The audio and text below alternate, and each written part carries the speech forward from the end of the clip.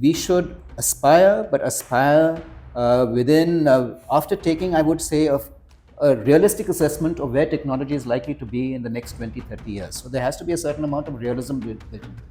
But certainly I agree that agility is going to be the key. So things are changing that rapidly that it would be essential for us to keep our ear to the ground.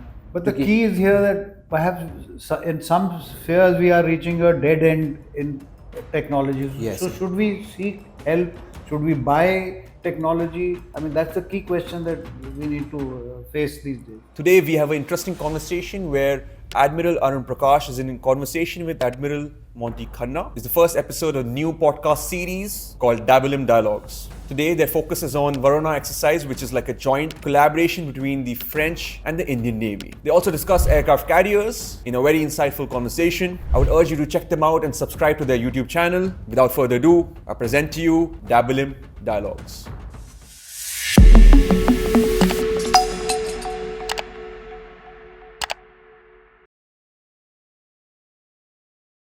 Before we dive into today's conversation, I want to take a quick moment and ask for a favor. We noticed that 93% of you who watch our content regularly aren't subscribed yet. My promise to you is simple. If you hit that subscribe button, we'll keep working hard to bring thought-provoking conversations, incredible guests, and the topics you really care about the most. It is practically free for you, but it makes a huge difference for us, helping us grow, reach more people, and bring even better content your way. Thank you for supporting. It means the world to us. Now let's get back to the video. It's truly an honor for me to welcome Admiral Arun Prakash in our first edition of what we are calling the Dabolim Dialogues. In these dialogues, our intention is to discuss a wide variety of topics, anchored in security, of course, and I would say there would be a bias towards the maritime domain because that is our strength area. And we will be discussing topical issues and other issues, I think, that concern us and all seafarers. So for a start, I thought we will start with the recent visit of the Charles de Gaulle to Goa, sir. This, if I'm not mistaken, was a 42nd edition of Varuna. I think the carrier was here in harbour for a few days. I did not get a chance to visit her. I don't know whether you had a chance to visit her. Nor did I. So our relationship with France has really matured over the years. And I think France also has been quite a key player in the Indian Ocean area. They were the first country to roll out an Indo-Pacific strategy in 2019. And they have also appointed an ambassador for the Indo-Pacific. They have a base, as we know, in Djibouti. So I just thought if you could tell us a little bit about the genesis of Varuna and what really are France's interests in the Indian Ocean regions. Well, that's a very interesting and topical question because you have to look at it at a macro level and then look at the micro level, which is the exercise Varuna. At the macro level, France has a lot of interest in the Indian Ocean. In fact, France possesses one of the largest or possibly the largest exclusive economic zone in the world, strangely enough. Yes. And in the Indian Ocean in particular, they have territories in La Réunion and Mayotte Islands. So they have a specific interest in the Indian Ocean and they consider themselves an Indian Ocean power. And of course, France also has visions of itself as a great power internationally speaking. As far as Indo-France relations are concerned, they've been exceptionally good and stable for a very long time, right from the independence. When we were seeking armed military hardware, of course, UK was the logical place to go to, but France very readily supplied us fighters, tanks, and other helicopters, so etc. So our relationship with France has been exceptionally good. And the crux came when we tested our nuclear weapons in 1998, where the whole world was condemning us, but France stood by and almost applauded it. They've also supported our membership of the UN Security Council. So given all this background at the macro level, it was only logical at the military level we should work with each other, both countries. So Exercise Varuna dates back to the early part of this century, I think around 2000. And as you said, this is the 42nd version of Exercise Varuna, where both the navies meet each other. They look at each other's tactics and deployments and learn from each other, what we call interoperability. So these exercises are held, I think, alternately in the Indian Ocean and sometimes in the Mediterranean off France. So they are mutually beneficial, mutually supportive of the two countries, both at the political level and the security level. And as you again pointed out, France considering its status in the world, issued an Indo-Pacific strategy a few years back. So they do consider that they have a role in this part of the world, and as a friendly power, I think we should welcome it. So, as a follow-on to that, anything you can tell us about the Charles de Gaulle itself? I mean, insofar as carriers go, of course, it's nuclear powered and quite compact. Anything more you would like to add about the platform itself, sir? Yes, Charles de Gaulle is an interesting platform in the sense that France is one of the few countries, 5 or 6 countries in the world, which owns and operates aircraft carriers. Right. They have been able to launch only one aircraft carrier, and this is a nuclear-powered aircraft carrier. It happens to be almost the same size as our own Vikrant, 45,000, around that. So it's an interesting platform for us because we are also now discussing whether we should go into the third aircraft carrier or not. And if we are going to do that, then this would be a good template for us to follow. Another issue of interest is that the Indian Navy is also looking for a new aircraft to equip its aircraft carriers. Right. The MiG-29K has been with us for some time, but I think it possibly outlived its utility. So amongst the candidates is the Rafale, Yes. which is operated by Charles de Gaulle. So Charles de Gaulle being in India, operating the Rafale, and the platform itself being present here is of great Right. interest to the Indian Navy. So I think it's a very fortuitous circumstance that Charles de Gaulle has come Right, at this particular time. Right, sir. But speaking of aircraft carriers and so on, I think we need to also focus our attention on what's happening with our northern neighbor. Yes. China is already has 2 carriers out at sea. A third Yes, one is following. And you are a keen follower of developments in China. Can you throw some light on their latest endeavors? Yes, sir. Firstly, of course, going back to the carriers which they're already existing, so you mentioned 2, and the third one I think just came back from a 6th round of sea trials, maybe last week, if I'm not mistaken, or earlier this week. Interestingly, there were tire marks on the flight deck this time, so possibly they've either done touch and goes or maybe even traps in the last sortie that they've done. So. But the big ticket event, of course, which took place on the 27th of December, was the launch of the first Type 076. Quite a unique platform. Firstly, I thought I'll speak a little bit about the yards. This has been built by Hudong Chonghua. And Hudong Chonghua used to be in Pudong, up the Huangpu River in Shanghai. So that is a slightly constrained area because the river is slightly, I'm not too sure about the exact draft, but certainly it can't build these large size vessels, and even the dry dock there was limited in dimensions. So here on Changxing Island, again in Shanghai, right next to where JNCX is another large yard which is located, they've set up a subsidiary facility, I think, which is going to become their primary facilities, where 2 large pieces of maritime infrastructure, one is a huge wet basin, and the other is a brand new dry dock, which is around 450 meters by 90 meters. So it's a large dry dock. This construction of this facility started, I think, in roughly around 2021, the middle of 2021, and may have finished by around September 2023. And just as the cement had dried, or largely, I think a more correct term would be cured, they started construction of the 076 within maybe... Not the 075?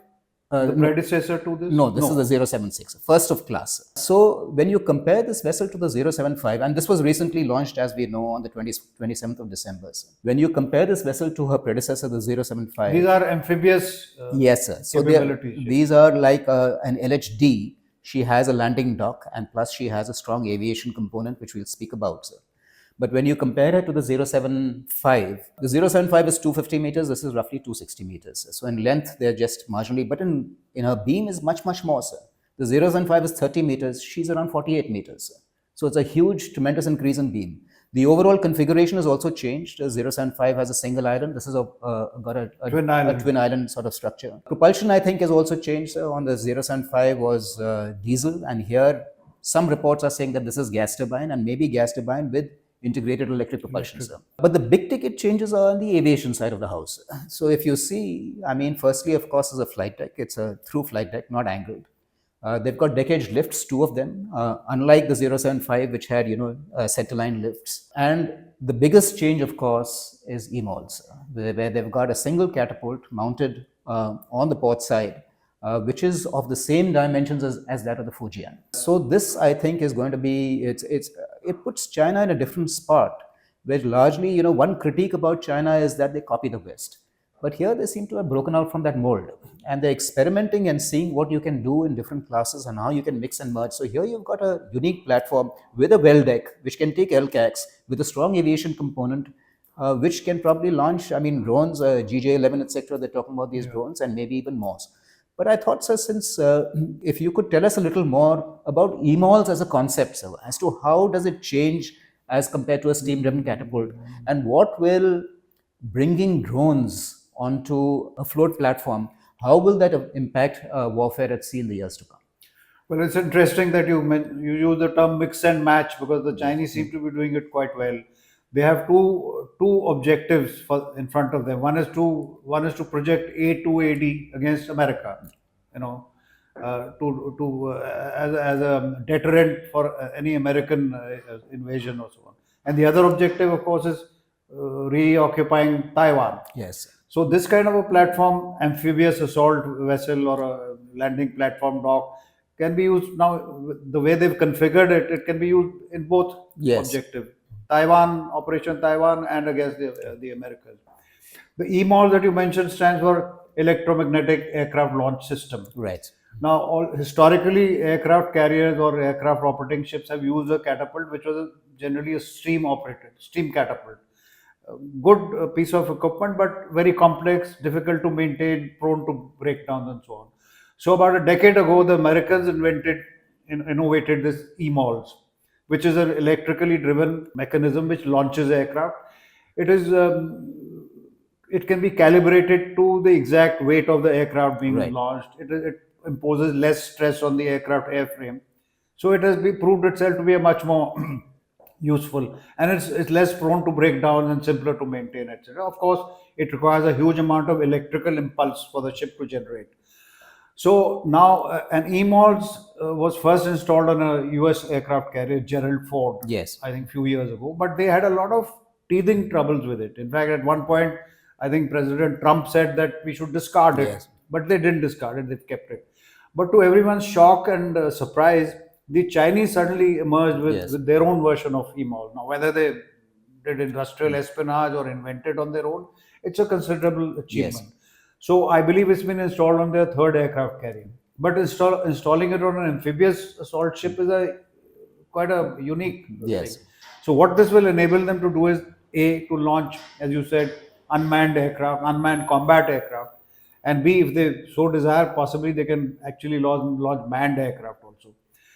So here it's an ideal device because UAVs are much lighter than compared to combat, and this can cope with both heavy aircraft and light aircraft. So it's a huge option, huge capability that the PLA Navy has acquired for itself, and it's taken everyone by surprise. If I could interject, sir, and actually maybe this is the advantage of a late starter into carrier aviation, which has allows them to sort of leapfrog past steam-driven catapults and jump straight into EMALS. But it speaks, I think, of the maturity of the program, that they have this confidence also that they could, skip that entire stage and jump straight in here. Absolutely. Also using, you see, the fear is that aircraft carriers cannot afford to get too close to shore-based anti-air opposition. But if you're operating unmanned vehicles, UAVs, then you can stay offshore and launch them ahead of you. That gives you, the aircraft carrier gets many more options. So it's a great.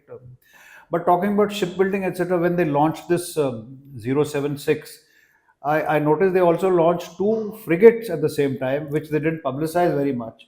But quite surprising that 3 major vessels should be launched on the same day. You know more about this? So you have to give the Chinese credit for this. I mean, firstly, so when they started with the 076 in October sometime last year, in 2023, last year, at the same time, they actually started constructing 3 more frigates at that time. So in August 2024, that is around 8.5 months into the construction period, they flooded that dock. I see. Floated out the 3 frigates and docked. Semi-constructed? No, they were, I mean, sir, these days when you look at a Chinese vessel that is being floated out for the first time, it looks, nearly complete. 80-90% fitted out, etc. So they floated them out and redocked the 076. And immediately after that, they started construction of 2 more frigates, and this would have been in August last year. And by come 27 December, while they were with the launch of the 076, those two were also launched. So it's a phenomenal construction rate, sir, where if you take the overall build period of around 14 months for the 076, they've done 5 frigates. The first three were done roughly, I would say, in around 8 to 9 months. But the second two, 4.5 months flat, sir, from lowering the blocks onto the dock floor to floating out the ship. Another unique thing, I think, where the Chinese have sort of done exceptionally well is on commonality, sir. So these are all 054 Alpha frigates. Class. Yes, sir. And some of them, I mean, these were initially all built for the Navy, but now they started using the same platform for the Coast Guard as well, sir. So this commonality of a single design, at least the weapon package might change and maybe some sensors might change. But if your basic propulsion train is the same, then it makes it so much easier to mass Common produce. hull, common propulsion. Yes, sir. So all that goes, and the numbers, of course, are astonishing. In the first round of the 054 Alphas, they built 30. Sir. Then I think they built another 10 or 12 more, out of which 4 have gone, and plus 4 more for Pakistan. Now they've restarted again for the Coast Guard and for the Navy, where the numbers are not sure. So you're talking about a class of ships that might run into 50, 60 or something like that, sir, which is quite phenomenal, sir. But you know, a dismal fact is that when you talk about in terms of months for Chinese Yes. warship construction, we are talking about years. Indian Yes. shipyards are concerned. So, can you put your finger on one or two factors which creates this huge, vast void between us and them? Yes, sir. So, firstly, I would say is that our yards where we are, you have to increase yard productivity. I must say that a lot has been done in recent times, but of course, the distance to go is large as well, sir. One is numbers, sir. I mean, if you build in 2s and 3s and 4s, it's always difficult to But streamline. capacity, do we have the capacity? So once you streamline the design, then I think repeat orders become cheaper and cheaper because you learn from one iteration to the next, and you keep refining this process until you get better and better at it. Also, our shipyards, sir, they were built largely. They all built in British times, except for I would say Hindustan shipyard, which I think maybe a little later, Cochin. and Cochin as well, sir. Now, they are all built for making much smaller vessels. And therefore, if you have smaller vessels, which your basic slipways and dry docks, etc., if they're only They're designed for smaller constrained for vessels, space also. they're constrained for space and constrained for draft. Sir. Yeah. Now, if you constrain for draft, then your launch weight cannot exceed X amount. Sir. And we've tried some different ways of pontoon assist launch, etc. But if you see an Indian ship being launched, roughly you're looking at around 40-50% outfitting. Sir. When I was in Washington as the naval attaché over there, we went for a visit to Bath Iron Works, and they told us they were showing us the construction of Alebuck destroyers at that time, and they said that if you want to put a piece of equipment into a ship, if you put it into a 50-ton module, and then that module sort of goes into a 200-ton block, Bigger that goes into a 1,000-ton block, that gets mated with the entire ship. The cost is 1:2:4:8. So, geometrical progression. yes, sir. So if you want to put it into the ship, when the ship is finally constructed, the cost of doing that becomes 8 times. Sir. Cumulatively. Yes. So if you want to adopt modular construction, then there's a lot that needs to be done. And I think So relocation, that is not only more economical, it's quicker. it's quicker, faster, and of course, time saving. So it really helps in every possible way, sir. So, I mean, apart from, of course, shipbuilding, another unique thing that the Chinese did, I think, in towards the end of last year, was for the first sighting of the 6th-generation fighters. So, from my understanding, is not so much about these aircraft, but what I understand that a 6th-generation essentially means that stealth is a primary focus and does not have a tail, and essentially is a flying wing sort of formation. Could you enlighten us more, sir, as to what capabilities they're likely to bring, sir? Yes, I mean, just like the 076, this so-called 6th-generation fighter has also taken everyone by surprise. It's sprung it on the world. But this term generation is a bit of a fluid term, 5th generation, 4.5 generation, 6th generation. It's a subjective term. But generally speaking, aircraft, say up to the Rafale, say 4th or 4.5 generation.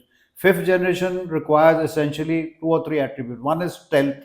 It should be, difficult to detect by visual. radar, infrared signature, sound, etc. should all be low as possible. Second attribute is it should have super cruise. Super cruise means that without going into afterburner, Yes. afterburner shoots up your fuel consumption. So without going into afterburner, the engine has enough power for the aircraft to cross into the supersonic Yes. mode. So that is two.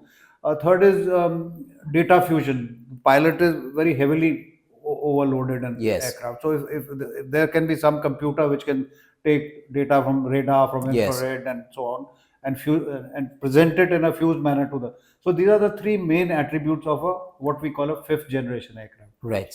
Now going into six means that you are now going beyond that. Yes. So more stealth Yes. means it should be very difficult. Fifth generation can be detected by some kinds of radar. They say X-ray band or something can pick it up. But sixth generation should be totally. So they've done away, as you said, they've done away with the tail surfaces, which Yes. which are Reflective. radar reflectors. So Yes. they've got other means of substituting for a rudder and a tail plane. Speed wise, they are saying they are talking about hypersonic, maybe Mach 3, Mach 4. Right. Why and how? I mean, those are debatable issues. Then it would have directed energy weapons, Yes. which means large electrical output on board Yes. the aircraft. Perhaps sixth generation should also be able to carry unmanned vehicles Right. or operate in company with, or direct, Yes. manage. So these are some of the attributes for sixth generation. So looking at this, what they have termed J6 arbitrarily, is a huge wing, flying Yes. wing, with very few projections, no surfaces which will reflect radar, possibly a huge weapons bay, which means all the weapons Yes. are inside the aircraft and no reflecting surfaces. Long endurance, it can go thousands of miles, and if it's hypersonic or Mach 3, 4, then the transit time is much shorter, vulnerability is much less. Yes. So it's a huge step forward. I don't know whether other countries have, I mean, Americans must have been thinking of it, but they Yes. haven't produced a prototype yet. So I can see the Chinese are well ahead of the competition. And also the fact that they displayed two aircraft. Yes. One is being called J36 and the other is J35. Yes. Both fifth, sixth generation. They are well ahead and they have a they've got a grand maritime strategy, obviously, from Yes. shipbuilding. But I think there's an equivalent aerospace strategy Yes. also in being implemented by them. So would you say, sir, that to produce a flying platform of this nature, would require a Herculean amount of effort, I would say, before that to happen. But would you say that because of the development of unmanned assets and drones, you can collect a lot of your data through scale modeling, etc., and therefore this space of innovation that we're going to see in future for building aircrafts of this nature might sort of come down because of the ability to fly unmanned assets in that sense? Yeah, I suppose that would help now. Things like AI and quantum computing Yes, sir. are all going to hasten. But I think the challenges to be overcome will also be equally, and the ambitions of designers and Yes. of soldiers and sailors will also increase. So I'm not sure, but certainly, well, jumping from the time from third generation to fourth generation and fourth to fifth have all Yes. been compressed already. So the point you're making is quite valid, that it will certainly compress time frame. Of course, the other issue is unmanned, sir, in the sense that, of course, one report says that the sixth generation fighter is going to be optimally manned. So you can decide whether you want to fly it with a crew or you don't. So.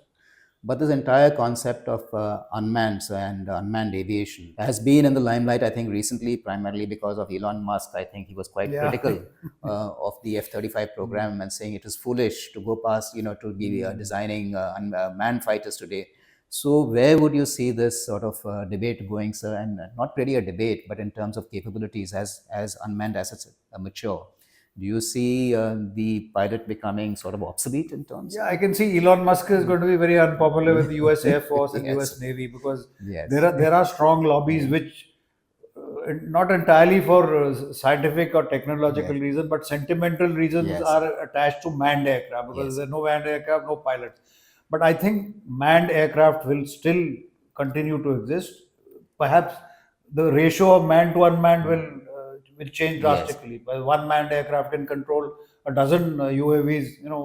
Loyal. What are they called? Wingman. Loyal wingman. Yes, So that concept is applicable in all Yes. spheres of warfare. I mean, as you know. Yes, sir. Surface, etc. So I think manned aviation will continue, but in a most restricted manner and probably step back. Because again, when you send out a loyal wingman, he's going to face the flak and fire and Yes. get shot down. The manned aircraft will stay back. So that factor itself will dictate the proportion of manned to unmanned. But things are changing very rapidly, and one is fearful or apprehensive that we are getting left behind Yes. in the maritime sphere, in the aerospace sphere, etc. So, could you, with your vision, look ahead and sum up this situation as far as we are concerned in India? Where do we stand? Where should we go? So, sir, this is of course future capabilities and what we should acquire. This requires, I would say, of course, we have to be grounded. We have to be.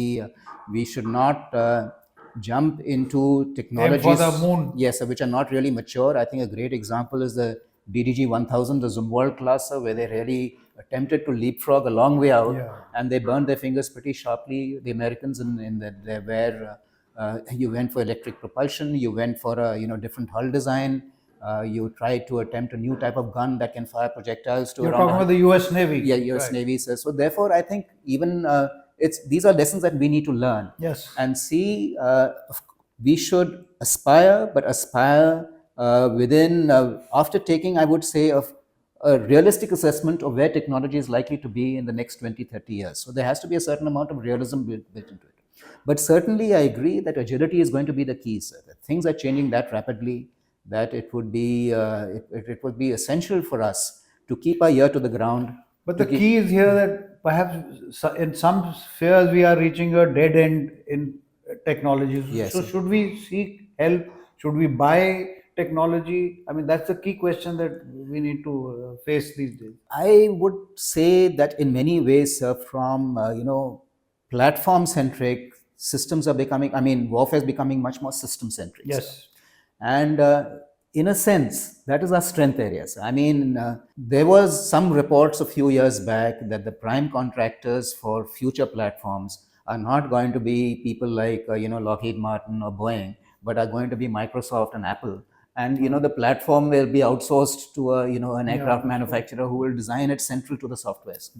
So in that sense, I think there is a lot of promise that we have because this is an industry that we're quite strong on. And as particularly, I think as we graduate towards unmanned, I think systems and software, these are going to be really software intensive platforms. And that's going to be the key. The easier part, if you ask me, would be to surround it with the system. Of course, in certain areas like jet engines and aero engines, of course, they're still quite difficult to break through into those areas.